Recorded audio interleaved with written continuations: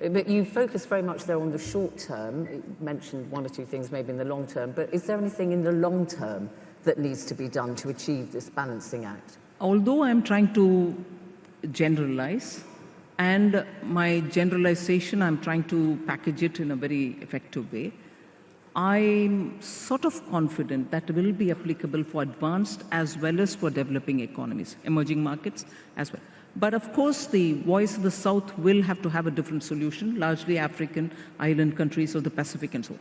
So I'll place it simply for our understanding. 4 I's in infrastructure, which will create more jobs, in situ jobs, also trigger off the core industries. So infrastructure for your long term, investment, again, to fund the infrastructure activity, in investments wherever you can get good investments on which there is a private sector investment involvement as well, which is a separate thing we may talk a bit later. So the first I is infrastructure, second I is investment. A third I, which I think the Southeast Asian nations can feel very proud of, India can feel proud of, the spurt in the number of startups. Because the third I that I'm talking about is innovation.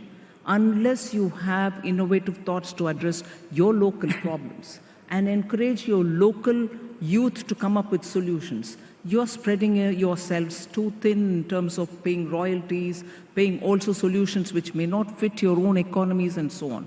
So third is your innovation, and the fourth is inclusivity. Unless people who cannot get into these 3 rings are also kept included in scheme of things, you will constantly have that conflict in the society which none of us can avoid. So the 4 I's for the long term, and in which private sector involvement, not just public spending. Of course, India in the last 3-4 years has spent in trillions for infrastructure, and ADB is quite conscious of India's role on that. If you like the video, do like, comment, share and subscribe.